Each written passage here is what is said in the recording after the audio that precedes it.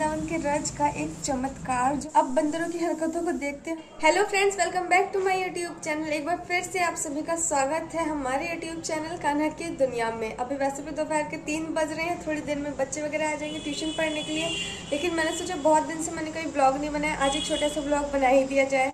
अभी हम सब नहा के खाना वगैरह सब खा चुके हैं। मैंने सोचा तो ऊपर धूप निकली होगी तो धूप सेकने जाएंगे, लेकिन ठंड आ चुके तो धूप तो अब निकल ही नहीं रही है। यहाँ पर इतनी ठंड है कि हम एक गर्म टी शर्ट पहन रखे हैं और अपने लालों को दिखाते हैं उनको कितनी ज़्यादा ठंड लग रही है। इधर इनको देखो, गर्म ड्रेस, गर्म टोपी, ऊपर से पूरा शॉल लपेट के बैठे हुए, कितनी ज़्यादा ठंड लग रही है इनको। हमारी तो एक टी शर्ट से भी काम चल जाती, कुछ दिन बाद हमारा भी ऐसे ही हाल होगा।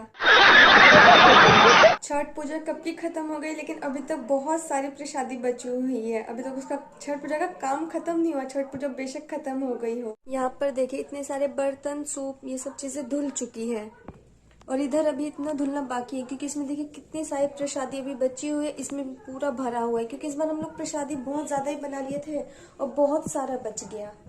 इतनी सारी प्रसादी बची है, लेकिन इसका 3 गुना तो हम बांट चुके थे और आज तक बांट ही रहे हैं, क्योंकि जिन जिन लोगों को हमने प्रसादी दी थी उनको बहुत ज़्यादा ही अच्छा लगा था।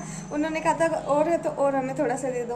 और आजकल मौसम तो इतना खतरनाक वाला चेंज हो रहा है ना कि सर्दी जुकाम और खांसी तो हर घर में ही हो रही है। रात में तो सोया ही नहीं जाता, नाक इतनी बुरी तरीके से बंद हो जाती है। मौसम चेंज होने के कारण सर्दियाँ हो रही है, सर्दियाँ होने की वजह से सर में बिल्कुल दर्द हो रहा है। ऐसे पहले होता था 1.5 साल पहले, अब तो चलो थोड़ा बहुत दर्द है। 1.5 साल पहले तो ऐसे होता था, इतना ज़्यादा दर्द होता था, लगता था सर बिल्कुल फट जाएगा बुरी तरह।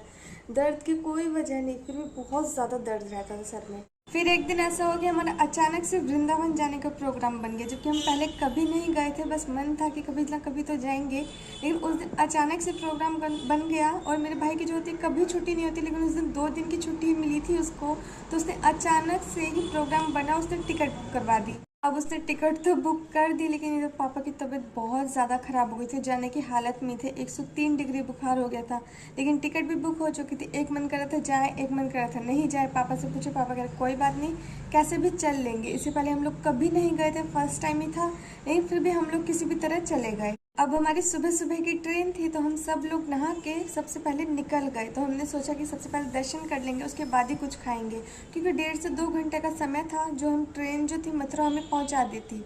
तो हम सब लोग नहा के निकल चुके थे और 2 घंटे के अंदर हमें ट्रेन ने मथुरा पहुंचा दिया।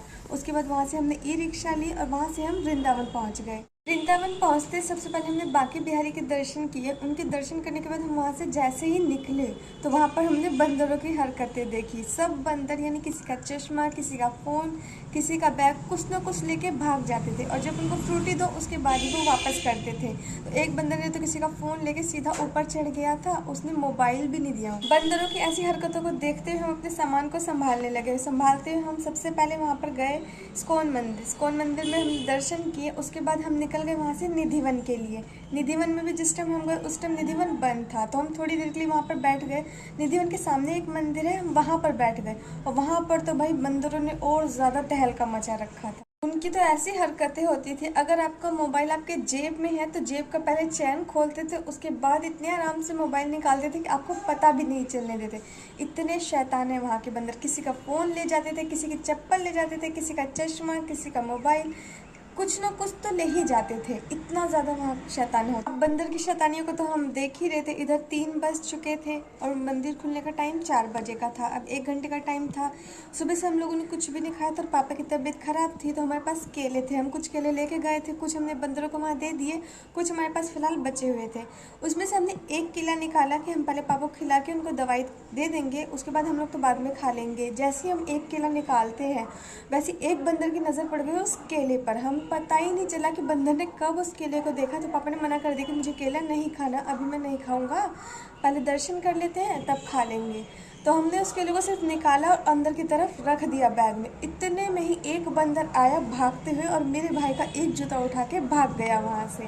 जैसे ही वो बंदर जूता लेके भागा, भाई मेरे भाई का चेहरा तो देखने लायक था, क्योंकि वो उसी रात जूते खरीद के लाया था कि निधि बन जाएगा तो पहन के जाएगा, वो भी बिल्कुल ब्रांडेड शूज़।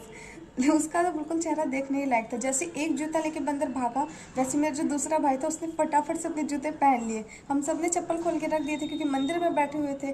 उसने फटाफट से अपने जूते पहन लिए, कहीं उसका भी जूता लेके बंदर ना भाग जाए। उसके बाद बहुत लोग कह रहे थे कि बंदर को फ्रूटी दो तब आपका सामान वापस कर देगा। तो एक जूता तो लेके चला गया था, तो पापा उसके बाद चले गए बंदरों के लिए फ्रूटी लेने के लिए। लेकिन जब तक वो फ्रूटी लेके आते बंदर काफ़ी ऊंचाई पे चढ़ गया था, वो जूता दे ही नहीं रहा था। उसके बाद उसको हम फ्रूटी दिखाए कि एक फ्रूटी ले लेगा तो कम से कम जूते दे देगा। उसने फिर भी नहीं दिया। फ्रूटी आया, कूद के फ्रूटी ले लिया, उसके बाद ऊपर चढ़ गया, लेकिन उसने जूते नहीं दिए। अब एक फ्रूटी तो बंदर ले गया था, लेकिन पापा उसके लिए 4 फ्रूटी लाए थे, जो चलो किसी तरह तो जूते दे ही देगा, लेकिन उसने जूते तो दिए नहीं। एक फ्रूटी लेके वो चढ़ गया। 3 फ्रूटी लेके हम लोग बैठ गए। उसके बाद दूसरा बंदर पता नहीं किस साइड से आया और दूसरे जूते लेके फिर भाग गया। अब तो मेरे भाई के पास ना चप्पल बचे ना जूते, कुछ भी नहीं, क्योंकि बंदर तो लेके भाग चुका था। हमारे पास थे 3 फ्रूटी। अब हमने सोचा देखते हैं दोबारा फ्रूटी देके कि क्या पता ये जूते वापस कर दे, लेकिन वो बंदर तो काफ़ी ऊंचाई पे था, वो तो जूते देने से रहा। हमने उनको दोबारा फ्रूटी दिखाई, वो दोबारा दौड़ के आए, एक और फ्रूटी ले गया। अब बचे हमारे पास 2 फ्रूटी।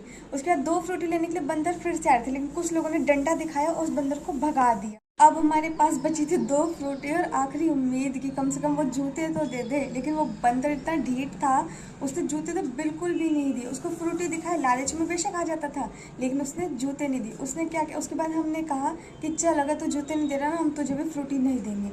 वो बिल्कुल हमारे सामने आके बैठा और मुंह के पास उस जूते को इतनी बुरी तरीके से फाड़ा ना कि वो जूते किसी लायक ही नहीं बचा। भाई वृंदावन के बंदर थे और इंसानी भाषा तो बखूबी समझते थे, इसलिए फिर अब जूते तो किसी लायक रहे नहीं। उसके बाद मंदिर खुलने का समय हो गया। उसके बाद हम लोग चले गए निधिवन।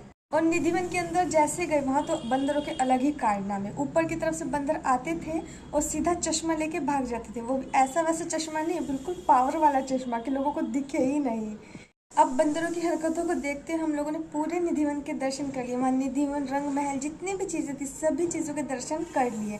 दर्शन करने के बाद जैसे हम वहाँ से बाहर निकले तो वहाँ जो निधिवन की रज थी, जो लताएं वगैरह होती है, उसके पास की जो रज थी, वो रज मिट्टी, वो हमने थोड़ी सी ली और हम सब ने थोड़ा थोड़ा ग्रहण किया और थोड़े से अपने मस्तक पे भी लगा लिए। उसके बाद वहाँ से निकले, फिर हम लोग गए प्रेम मंदिर। प्रेम मंदिर से निकलने के बाद हम लोगों ने खाया पिया। उसके बाद हमारी ट्रेन थी रात की, तो हम ट्रेन पे चढ़ के फिर वापस आ गए। अब एक ही दिन में हम वृंदावन घूम के आ गए, लेकिन उसमें भी थोड़ी बहुत जगह देख पाए और ज़्यादा जगह हम जा भी नहीं पाए, लेकिन फिर भी बहुत, हम एक दिन के अंदर हमने बहुत जगह के दर्शन कर लिए थे। उसके बाद वापस जब हम घर आ चुके थे, 2-3 दिन हो गया, लेकिन मैंने क्या देखा कि मेरे सर का दर्द बिल्कुल पूरी तरीके से ख़त्म हो चुका है, लेकिन दर्द ही नहीं हो रहा था। इससे पहले ऐसा होता था कि एक भी दिन ऐसा नहीं होता था कि मेरे सर में दर्द ना हो, लेकिन वहाँ से आने के बाद ऐसा हुआ कि एक भी दिन मेरे सर में दर्द नहीं हुआ। फिर मुझे ध्यान आया कि हम जब वहाँ पर गए थे निधिवन, तो वहाँ की रज मैंने अपने सर पे लगाया था। उसके बाद से मेरे सर का दर्द पूरी तरीके से ख़त्म हो गया, बिल्कुल भी नहीं होने लगा। उसके बाद से होता ही नहीं है। उस टाइम बहुत दर्द होता था, उसके बाद दर्द ही नहीं होता। उस रज का इतना बड़ा कमाल है।